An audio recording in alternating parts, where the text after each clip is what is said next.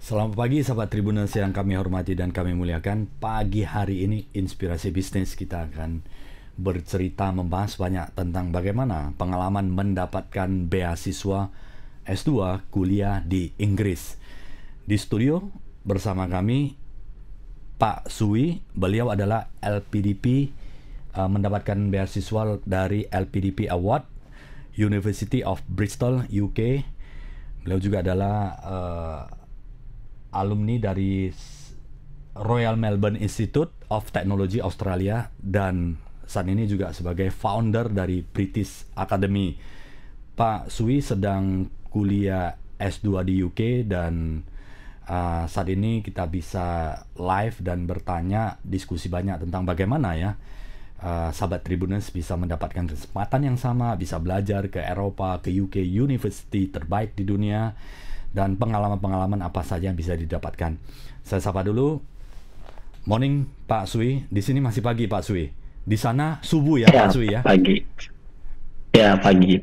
Benar, di sini masih subuh jam 4 pagi. Jam 4 pagi ya.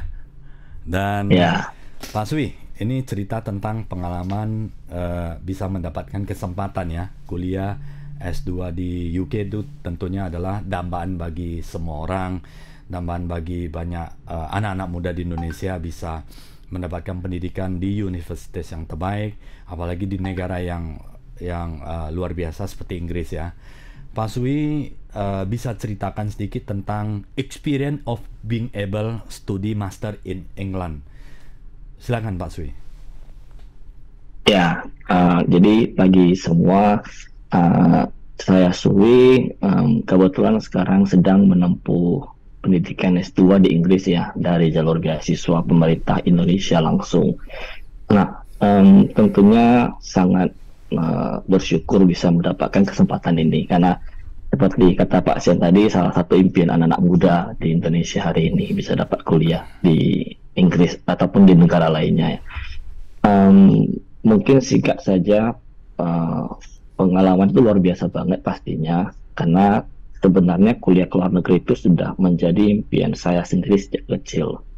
Nah, yang penting tekadnya itu sudah ada, kemudian upayanya juga seimbang, dibarengi dengan doa. Ya, mudah-mudahan siapa saja juga bisa mendapatkan kesempatan seperti ini.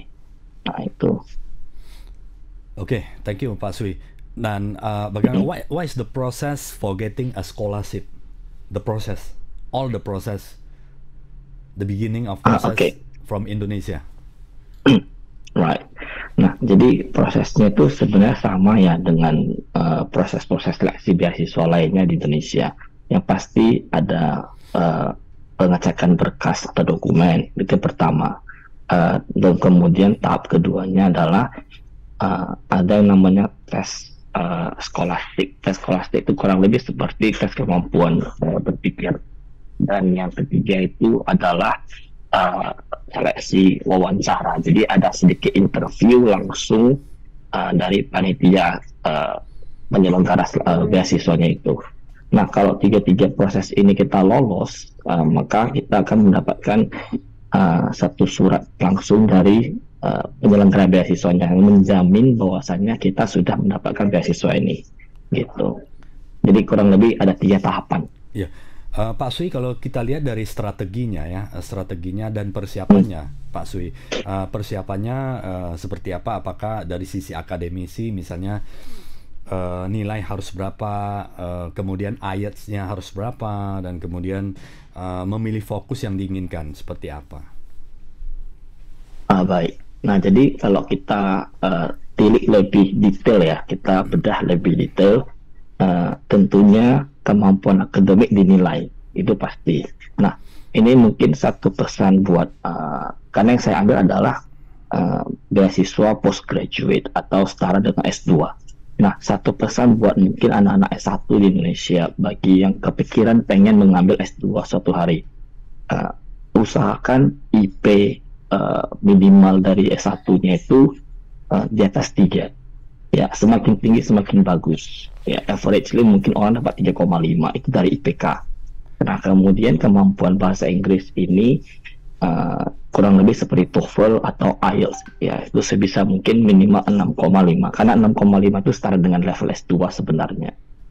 Nah, kadang mungkin dimintain tambahan lagi, misalnya ke Jepang ada ujian bahasa Jepangnya lagi, atau ke Jerman harus ada ujian bahasa Jermannya lagi di Kuta Academy. Jadi tergantung dari negara yang akan diambil. Nah, tapi minimalnya itu sekitar 6,5 atau 7 di ujian IELTS. Untuk IPK sekitar 3 ke atas. Nah, dua itu saja sebenarnya secara akademik yang dibutuhkan. Secara akademik IP-nya ada standar yang tinggi, memungkinkan 3,5 Ya, ya Pak Sui ya, menjadi pertimbangan. ya minimal 3 mungkin sudah 3 oke ya. lah. Tapi sebisa mungkin 3,5. Dan kemudian dari sisi IELTS-nya juga minimal 6,5 ya. Itu adalah minimum Ya, benar. requirement Ya, untuk bisa kuliah di luar negeri ya. ya benar, benar. Dan itu Pak Sui di Ya, pengalaman di UK, Bristol ya, University, seperti ya apa? benar. Banyak mahasiswa dari luar negeri atau dari berbagai Ya, negara kumpul di sana?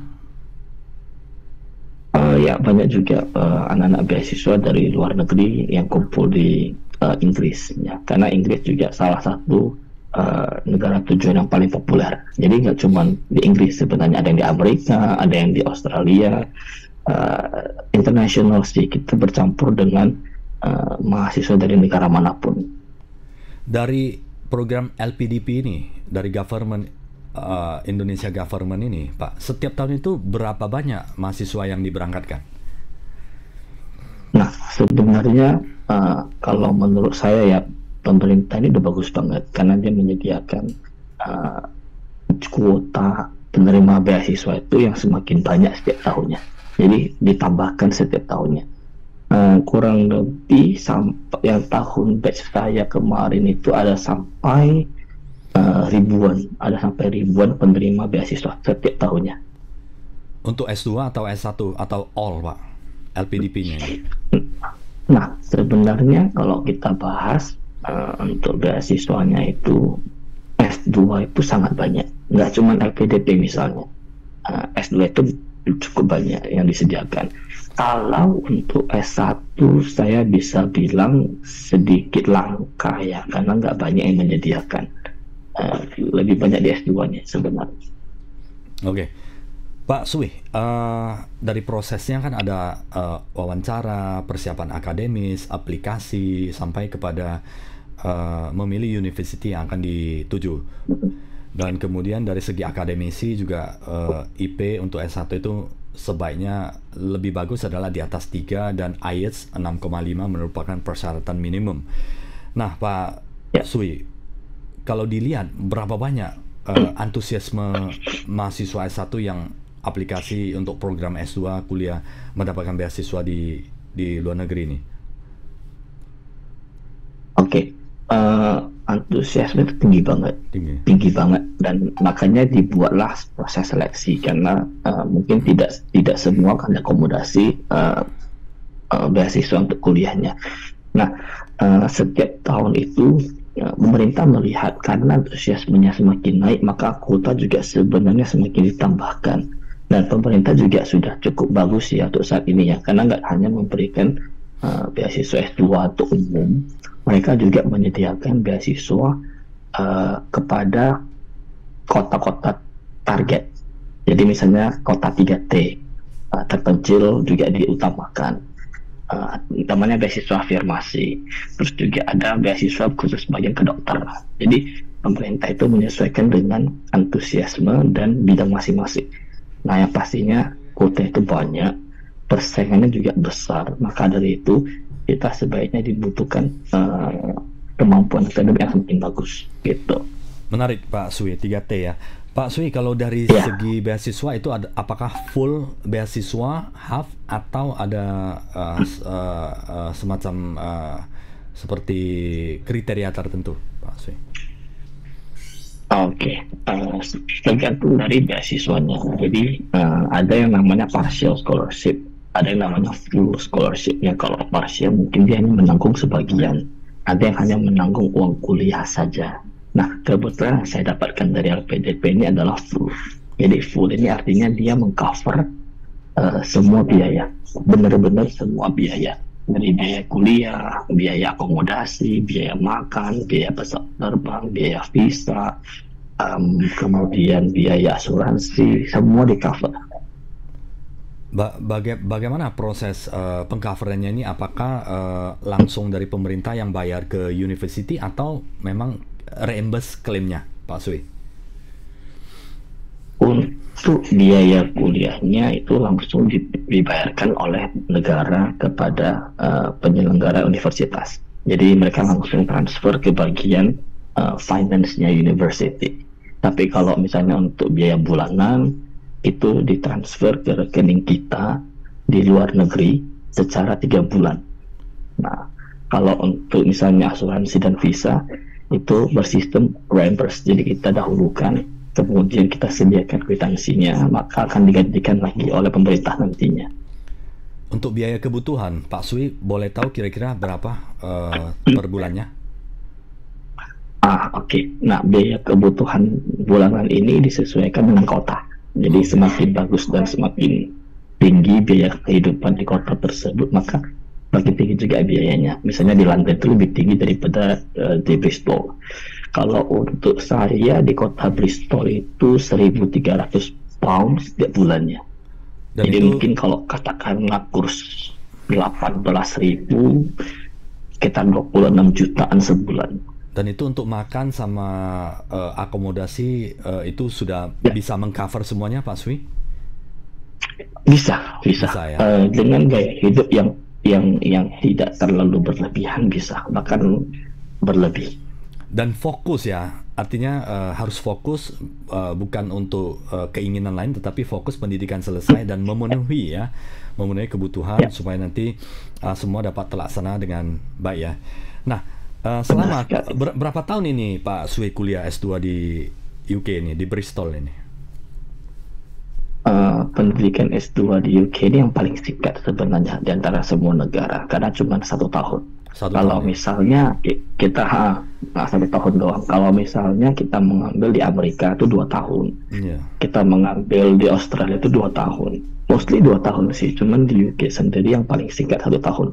1 tahun selesai. Berapa mata kuliah yang di sana? Dan what field of study di UK, di Bristol ini saat ini Pak Sui sedang Ya, jalani? untuk jumlah mata kuliah itu disesuaikan dengan jurusan. Nah, kebetulan jurusan saya itu bagian pendidikan dan teknologi. Jadi kita belajar bagaimana menggunakan teknologi untuk mengupgrade kualitas pendidikan hari ini. Nah, di mata kuliah saya ini satu semesternya itu kita mengambil tiga unit, jadi 3 mata kuliah. Nah, dalam setahun berarti sekitar 6 mata kuliah. Selesai ya. Biasanya kalau S2 beberapa tempat itu bisa 15 mata kuliah. Ini 6 aja. Sangat fokus ya Pak Sui ya. Ya, benar sekali. Jadi di jurusan saya hanya 6, tapi ada beberapa jurusan lain di teman penerima beasiswa lainnya yaitu sampai 5 atau 6 mata kuliah per semesternya. Jadi Berarti sangat tergantung jurusan sih. sangat tergantung jurusan dan fokusnya Pak Sui ya. Dan sertifikasinya Ya, benar bagaimana? sekali.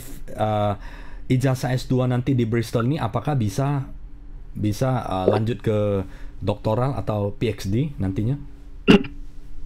Ya, sangat bisa, sangat bisa. Bahkan saya sebelum selesai semester 1 saja sudah ditawarin program doktoral. Jika tertarik, maka mereka akan memberikan semacam briefing persiapan menuju ke doktoralnya nanti. Supaya bisa dilanjutkan ke proses doktoralnya ya. Benar sekali, di Berapa negara manapun dan seperti ijazah internasional. berapa lama itu doktoral program di sana ya? Lebih lama lagi. bisa sampai 3 sampai 5 tahun tergantung jurusan dan tipenya, apakah penelitian atau belajar seperti biasa. Sepertinya sangat dingin ya sekarang lagi di Eropa ya Pak ya. Lumayan. Lumayan. Pengalaman Pak Tapi Sui sudah ya, dari segi sudah agak hangat. ada agak hangat ya. Pengalaman Pak Sui belajar di UK kan terjadi perbedaan budaya ya Pak ya. antara di timur, di Indonesia dan di sana. Bagaimana adaptasinya supaya bisa teman-teman Ya. sahabat Tribuners, anak-anak muda Indonesia yang berprestasi itu ready dan dapat beradaptasi dengan baik di sana dan pulang dengan prestasi yang luar biasa, Pak.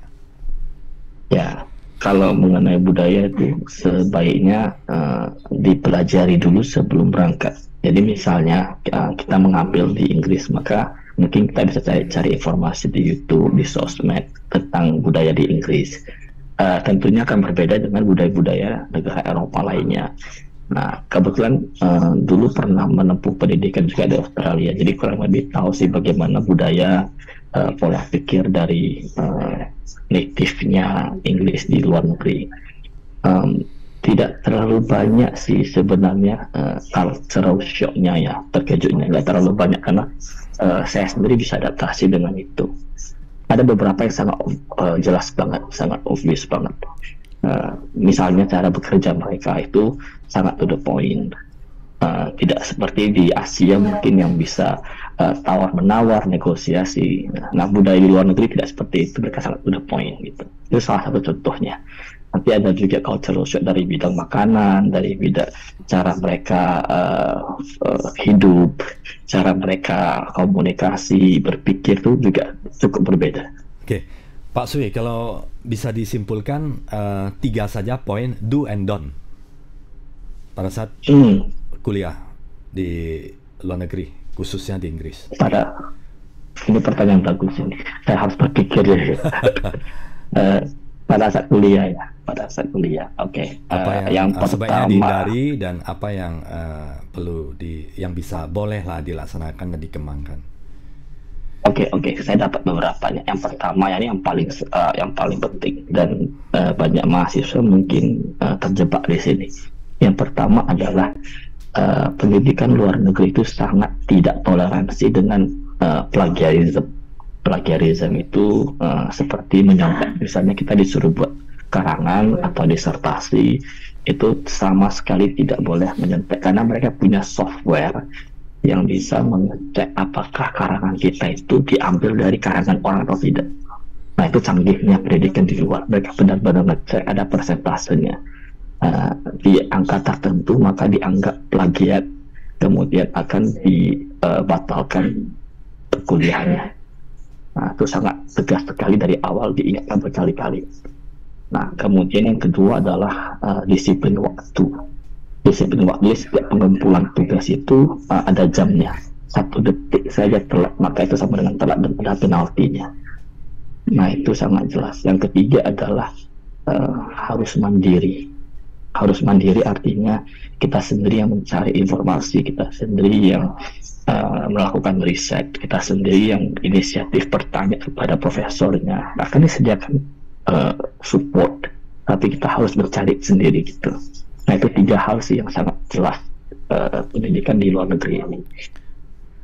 Tepat waktu, plagiat itu tidak diizinkan dan harus proaktif ya, sendiri mendapatkan informasi supaya bisa terlaksana semua dengan baik. Classmate bagaimana? Classmate, teman-teman satu kuliah bagaimana? Mereka mostly dari mana? Apakah dari UK sendiri atau dari overseas yang banyak? Dan rata-rata range demografi mereka seperti apa? Umur, kemudian gender. Kalau secara negara itu internasional ya, jadi campuran dari berbagai negara. Jadi misalnya di kelas saya itu ada yang dari China, ada yang dari Singapura, itu kalau Asia. Nah, di Eropa sendiri dari Inggrisnya juga ada yang dari Afrika, Nigeria, kemudian ada yang dari Ghana. Berbaur sih, kita cukup satu diversifikasi dari negara sih. Pendekatan pada saat kuliah di luar negeri itu pendekatannya theoretical atau banyak praktikal atau kombinasi keduanya, Pak Sui? Mahasiswa lebih diberikan sebuah otonomi untuk mengkreasi, menemukan sendiri pola-pola apa yang belajar lebih baik, guru atau dosen hanya mentoring, atau guideline seperti apa? Jadi kuliah S2 itu dibagi dua. Ada yang pertama namanya program belajar seperti biasa kita belajar teori. Yang kedua adalah program riset. Nah, kalau di riset maka dia full melakukan praktek penelitian di lapangan. Nah, yang saya ambil ini adalah program belajarnya namanya POD program. Kita lebih belajar tentang fondasi berpikir, fundamental teori, tapi akan juga dibarengi dengan prakteknya nanti di kelas. Nah, misalnya di pendidikan teknologi kita akan mengutak-ngatik teknologi software apa yang bisa dipakai untuk mengajar dan belajar. Tidak dibarengi di dalam kelasnya itu. Tapi yang pasti kita diajak berpikir. S2 ini luar biasanya adalah jadi setiap orang yang lulus S2 nantinya itu ketika dia pulang ke Indonesia maka pola pikirnya sudah berubah. Yang di-change juga cara berpikir ya Pak ya? Ya, benar sekali. Kita diajak berpikir secara luas, secara kritis, secara dalam tentang kajian bidang kuliah tersebut. Mengenai deliver subjek atau deliver materinya oleh profesor atau guru-guru besar, dosen di sana, lecturer di sana pada mahasiswa, apakah sudah banyak yang menggunakan atau intervensi oleh seperti computerized, AI, animasi dan sebagainya, atau masih manual, Pak Sui? Oh, ya, ini pertanyaan bagus. Jadi pendidikan di Inggris ya, saya mungkin lebih membahas di Inggris, yang mana saya yakin akan sama dengan negara-negara maju lainnya, misalnya Australia, Amerika, dan Eropa. Di Inggris sendiri ini kita sudah sangat canggih. Jadi semua sudah serba teknologi. Untuk misalnya mata kuliahnya itu kita berbasis dari PDF. Kemudian untuk manajemen kuliahnya tentang komunikasi dengan dosennya, dengan kampusnya sendiri, pengumpulan tugas, semua sudah berbasis aplikasi. Jadi aplikasi yang akan mengecek apakah kita sudah submit, bahkan terlambat 1 detik itu sudah menjadi terlambat, nggak perlu harus manual diserahkan ya. Oke. Kalau dari segi deliver materi banyak kan presentasi ya Pak Sui ya? Jadi dia dibarengi antara presentasi dari mahasiswanya juga input session dari dosennya. Jadi itu biasanya tuh sekitar mungkin 60-40 porsinya ya. Dan ketika presentasi itu juga kita menggunakan teknologi. Jadi misalnya dosen itu sudah menggunakan aplikasi presentasi. Jadi misalnya untuk voting suara, menanyakan pendapat. Jadi mahasiswa itu dari gadget, laptop atau tablet bisa input apa pendapat dia secara anonim. Jadi mahasiswa itu bisa merasa lebih secure untuk mengutarakan pendapat dia tanpa diketahui siapa yang menyebutkan pendapat tersebut. Jadi sudah ada aplikasinya semua di situ.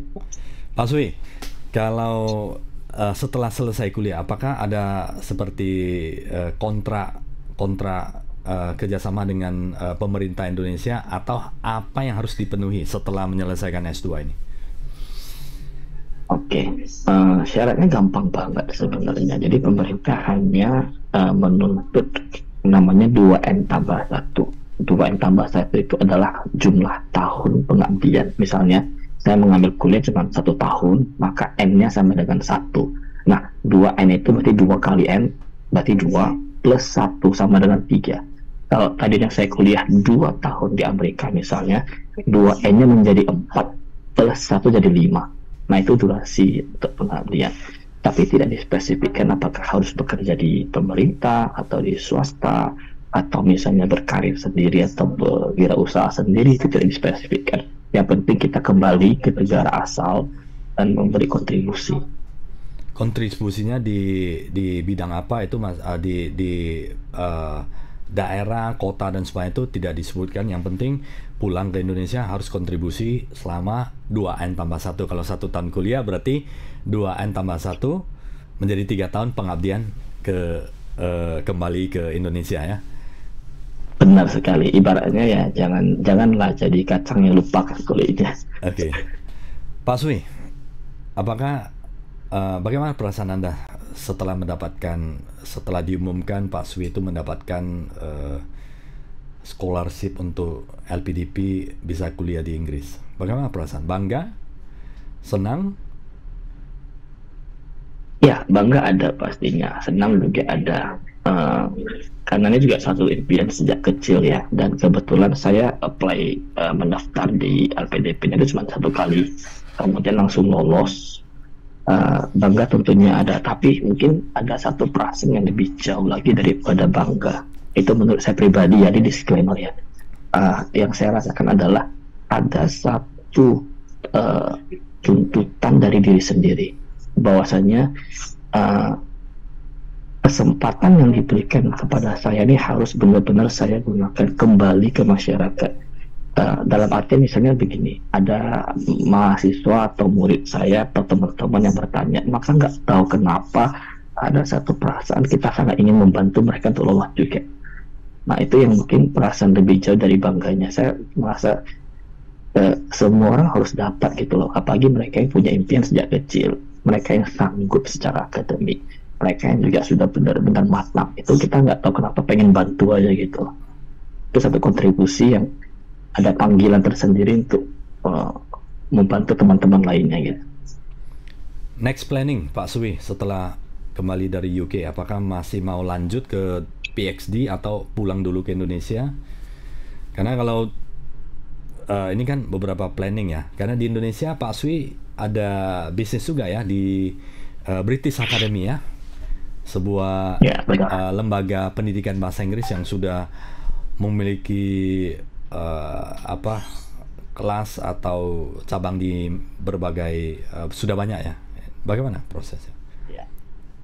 Ya betul. Jadi pada saat kuliah S2 ini juga di tengah perjalanan saya ada mendapati banyak inspirasi sebenarnya. Ada beberapa ide, inspirasi yang bisa saya gunakan nantinya ketika balik ke Indonesia. Ada program, ada budaya pengen saya bawa pulang, kemudian terapkan di tempat kita berkarya selama ini. Kalau ditanya mungkin dalam waktu dekat lebih ingin mengembangkan apa yang sudah saya jalankan selama ini di Indonesia dulu. Tapi tidak menutup kemungkinan one day akan melanjutkan ke doktoral. Luar biasa. Pak Sui, kalau dilihat dari LPDP beasiswa ini, apakah ada batasan umur maksimal, Pak? Ya 35 pendaftaran untuk S2. Tapi kita harus ya mungkin setiap tahun bisa diupdate, ada perubahan. Tapi untuk S2 itu sebisa mungkin di bawah umur 35. Ya, bagi sahabat Tribuners ya, yang memiliki impian, silakan cek, ada program beasiswa dari pemerintah Indonesia yang akan memberikan kesempatan untuk kuliah di luar negeri. Tentunya kuliah di luar negeri adalah harapan dan dambaan yang cita-cita bagi banyak orang juga ya, memiliki kesempatan belajar dari sisi teknologi dan dari sisi pendidikan sehingga bisa mengembangkan wawasan dan keterampilan ke depannya. Kalau dilihat dari antusiasme Pak, apakah banyak yang dari beasiswa atau dari personal Pak? Misalnya dari orang tua yang mengirimkan mereka ke luar negeri. Komposisinya seberapa bandingnya Pak dari Indonesia yang kuliah di UK? Kebetulan yang saya jumpai ada beberapa yang self-funded. Self-funded itu dia membiayai diri sendiri. Mungkin sebagian yang mereka mencoba melamar beasiswa tapi tidak diterima, kemudian menggunakan biaya sendiri kuliahnya. Tapi sangat jarang sih, 1-2 orang ada saya jumpai. Kebanyakan sih beasiswa. Tapi nggak hanya LPDP, ada banyak juga beasiswa lainnya. Karena kuliah S2 itu jujur angkanya lumayan fantastis ya secara finansial. Jadi kalau misalnya bisa dapat support dari beasiswa itu sangat bagus banget sebenarnya.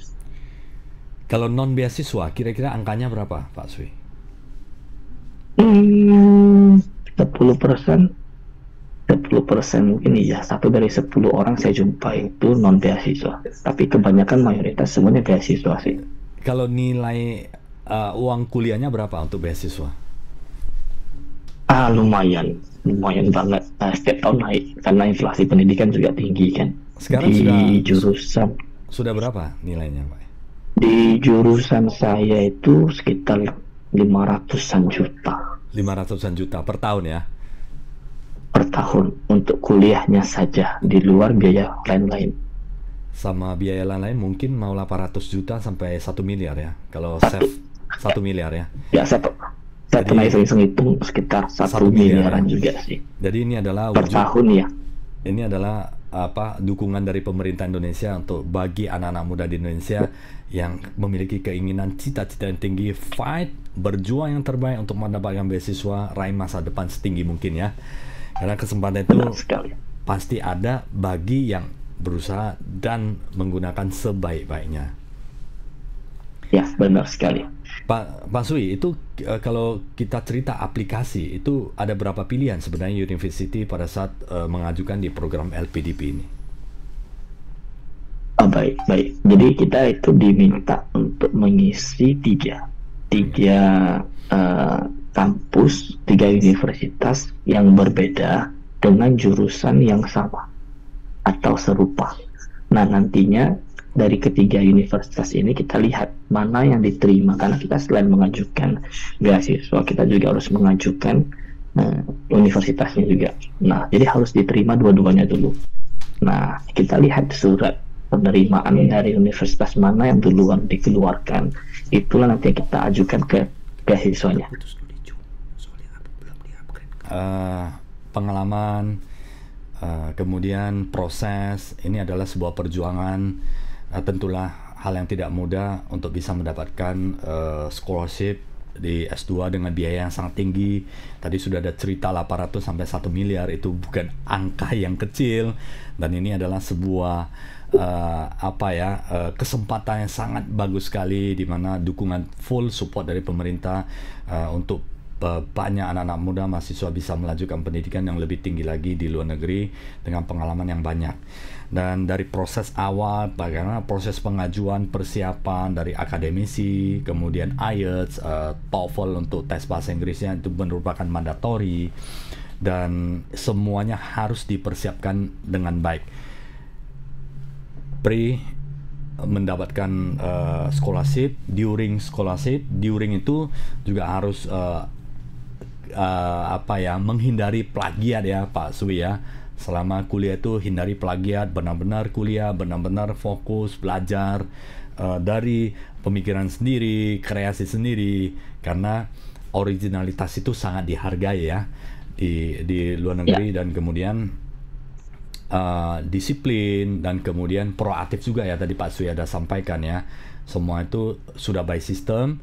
Jadi kalau sudah lewat, maka kita akan dimonitor oleh sistem dan komputer itu sendiri atau AI itu sendiri. Jadi benar-benar harus persiapan before, during, dan kemudian afternya. Setelah mendapatkan beasiswa adalah yang paling penting adalah pengabdian kembali ke negara 2N+1 dimanapun kita berada, pulang dan ngabdilah ke negara Indonesia kembali sesuai dengan jangka waktu yang telah disepakati. Nah Pak Sui, ini tentunya sebuah proses yang menarik, menyenangkan, dan tidak semua orang bisa mendapatkan kesempatan yang sama. Sebagai konklusinya Pak, ini kita pembicaraan juga sudah hampir mendekati 1 jam. Tips dan apa saja yang perlu untuk masa-masa yang akan datang untuk calon-calon penerima beasiswa di seluruh Indonesia agar dapat mendapatkan kesempatan atau mendapatkan tiket bisa kuliah di luar negeri. Tips ya dari Pak Sui, motivasinya lah Pak Sui untuk teman-teman studi muda di Indonesia. Silakan Pak Sui. Oke. Ini pertanyaan cukup banyak ditanyakan ya. Jadi sebenarnya motivasinya itu bisa ditemukan dari diri sendiri. Itu yang paling penting sih. Saya melihat banyak teman, murid, dan yang saya kenal, begitu banyak yang ingin mendapatkan beasiswa. Ya, begitu banyak yang ingin mendapatkan beasiswa. Tapi pada ini itu hanya segelintir orang yang benar-benar mendapatkannya. Artinya ingin saja itu kurang. Jadi tekad itu sudah harus benar-benar ada dulu, itu pastiku. Jadi tekad itu harus sudah yakin, sudah mantap, sudah benar-benar bulat, maka dia sudah satu langkah ke depan. Karena nggak semua orang benar-benar punya tekad. Ingin hanya sekedar ingin itu biasanya berat, karena prosesnya cukup panjang. Nah, yang kedua adalah kemampuan. Jadi selama masih S1 kuliah, pantaskanlah diri, baik dari secara akademiknya, secara mentalnya, secara kemandiriannya, persiapannya itu harus benar-benar dipersiapkan selama S1 itu. Jadi tekadnya harus ada, kemudian upaya persiapannya juga harus ada. Nah, setelah itu ya dibarengi doa, mungkin bisa diskusi dengan orang tua, minta dukungan dan doanya. Itu saja sih sebenarnya, karena di luar dari itu semua sudah dibiayai, kan kita nggak perlu persiapan keuangannya lagi. Nah, tekadnya ada, persiapannya mantap, bahasa Inggrisnya juga sudah oke, mentalnya sudah siap dengan budaya luar negeri, doa dan dukungan juga harus ada. Maka mudah-mudahan siapa saja yang punya impian menempuh pendidikan di luar negeri itu bisa mendapatkan beasiswa ini. Baik, Pak Swi, terima kasih insight dan masukannya. Semoga ini bermanfaat bagi seluruh masyarakat atau mahasiswa S1 yang ingin melanjutkan S2. Semoga Anda sukses semuanya dan mendapatkan kesempatan yang besar untuk dapat mendapatkan pendidikan S2 di luar negeri. Ya, ini adalah kesempatan. Gunakanlah, kalau selagi ada kesempatan, gunakan sebaik mungkin sehingga masa depan akan bagus dan tentunya mendukung Indonesia maju yang 2045 ini ya. Pak Swi, kapan selesai kuliahnya? Perkiraan September tahun depan. Tahun ini ya, tahun ini 2024 ya. Ya, sudah berganti tahun ya. Sudah berganti tahun September ya. 2024 ya. Baik Pak Swi, terima kasih sharingnya. Semoga menjadi inspirasi bagi kita semua, inspirasi bagi para pengusaha, anak-anak muda di Indonesia, para akademisi, para mahasiswa yang ingin belajar dan mendapatkan pendidikan yang lebih tinggi di luar negeri. Semoga lancar sampai di bulan September ini Pak Swi, dan sampai jumpa kembali di Indonesia. Thank you. Baik, terima kasih. Terima kasih Pak Swi ya, sahabat Tribuners. Semoga bermanfaat. Ya, sahabat Tribuners, terima kasih sudah bersama kami hampir 1 jam, dan nantikan atau ikuti Inspirasi Bisnis yang selalu menarik untuk Anda setiap Jumat jam 10 pagi. Terima kasih, sampai jumpa kembali.